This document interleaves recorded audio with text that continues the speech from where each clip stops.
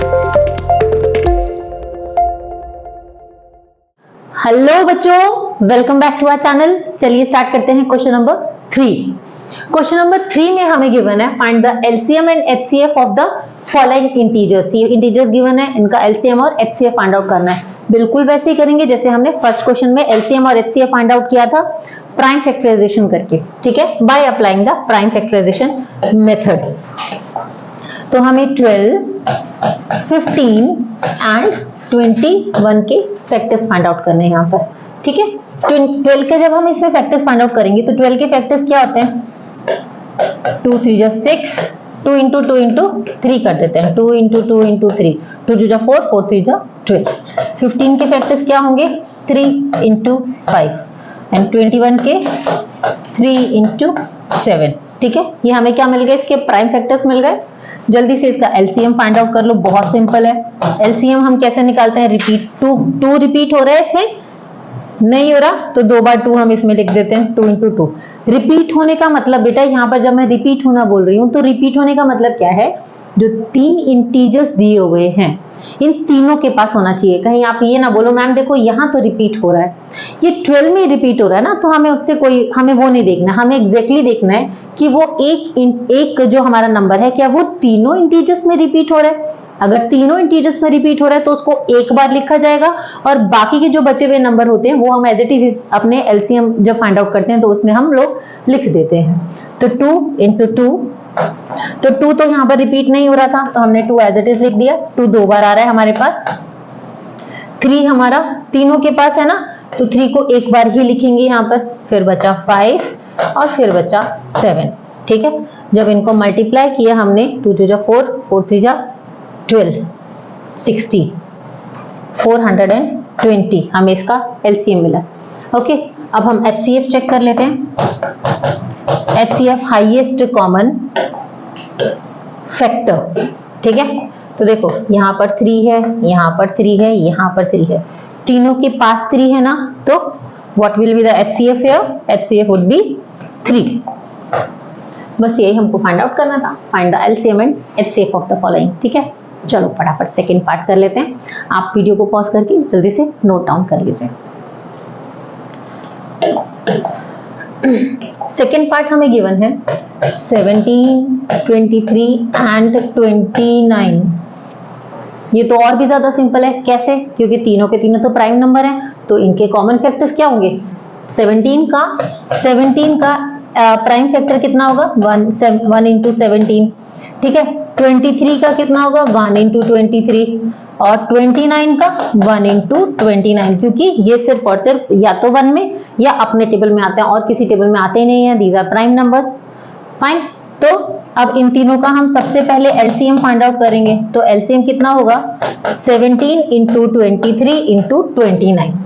तो जल्दी से इन तीनों को हम लोग मल्टीप्लाई करके चेक कर लेते हैं what is the LCM here. तो हम लोग क्या करेंगे? पहले 29 into 23 कर लेते हैं।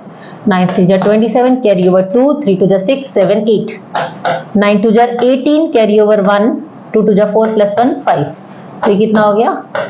667। अब 667 को हम 17 से भी मल्टीप्लाई कर लेते हैं।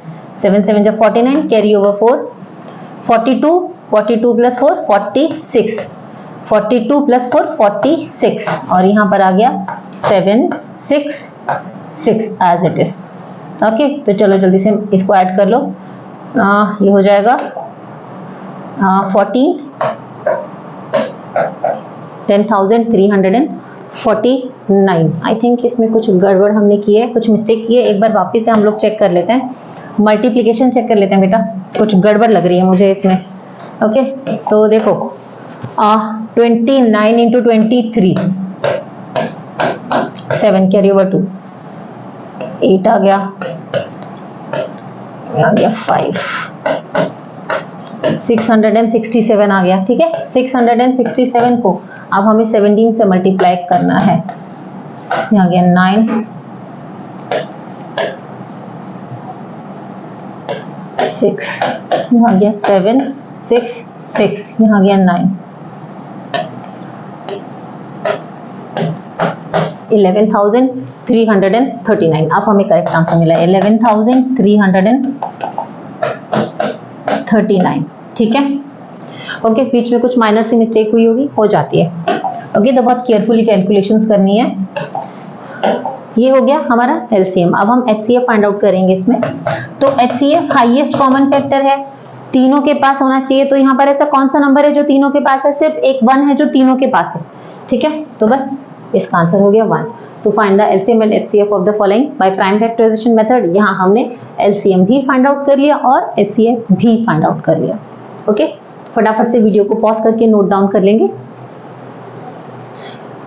चलिए अब हम आ जाते हैं थर्ड पार्ट पे। थर्ड पार्ट में हमें गिवन है 8, 9 एंड 25। इन तीनों के हमें 8, 9 एंड 25, इन तीनों का हमें एलसीएम और एचसीएफ फाइंड आउट करना है।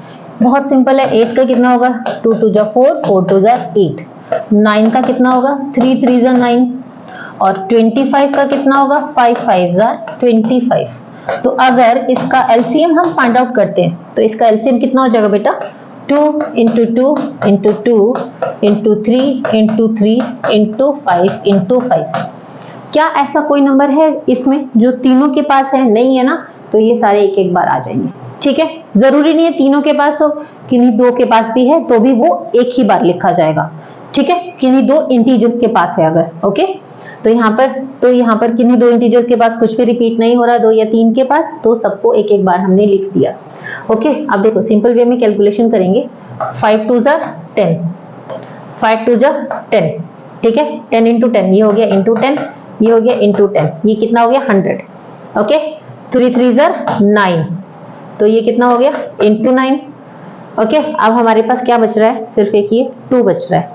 तो 9 2 जा 18, तो कितना मिल गया इसका? 1800। कितना मिला हमें इसका? 1800। ओके, देखो ये 2 बच रहा था ना, सिर्फ इस 2 को 9 से मल्टीप्लाई किया तो 9 2 जा 18, 1800 हो गया। ओके, एक सिंपल कैलकुलेशन मैंने आपको करके बता दी। तो कितना मिला हमें इसका आंसर? 1800। और इसका एचसीएफ क्या हो जाएगा? क्या कोई ऐसा कॉमन फैक्टर है तीनों के पास? कुछ भी नहीं है ना, तो इसका भी एचसीएफ कितना होगा? 1। यहाँ पर इसका एचसीएफ कितना होगा? 1 होगा। ठीक है, तो अब हमें क्या मिला? इसका आंसर कितना मिलेगा? एलसीएम, बस यही फाइंड आउट करना था और तो कुछ नहीं करना था, मल्टीप्लिकेशन तो करना नहीं था, सिर्फ हमें एलसीएम और एचसीएफ फाइंड आउट करना था।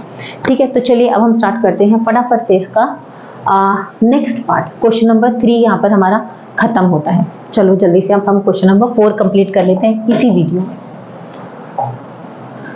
तो क्वेश्चन नंबर 4 में गिवन है, given that HCF 306 and 657 is equals to, ये हमें दो नंबर्स गिवन है। ठीक है, first number and second number. Okay, इन दोनों का एचसीएफ हमें कितना दिया हुआ है? 9 दिया हुआ है। यहाँ पर इन दोनों का एचसीएफ कितना गिवन है बेटा?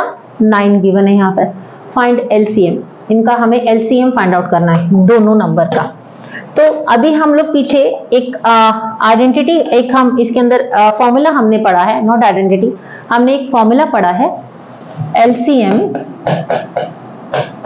into HCF is equals to product of two numbers, है ना?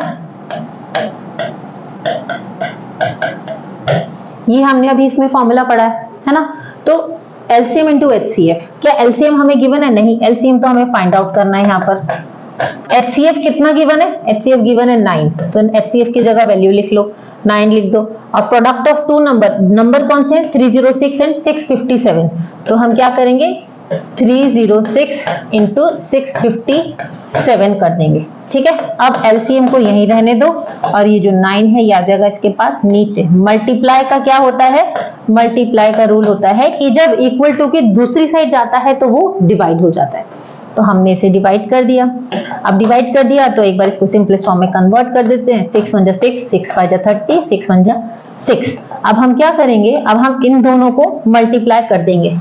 ठीक है, तो 657 को जब 51 से मल्टीप्लाई किया, यहाँ गया 7 5 एंड 6, 5 7 जा 35, कैरी ओवर 3, 5 5 जा 25, 26 27 28, 5 6 जा 30 प्लस 2 32, तो कितना मिला? 5 प्लस 5 10, 15, 33,000 सेकेंड, इसमें कुछ गड़बड़ हुई है, वापस से लेट मी चेक। 657 को 51 से मल्टीप्लाई किया, आ गया 756 क्या नंबर 2 आ गया 7 5 33,507।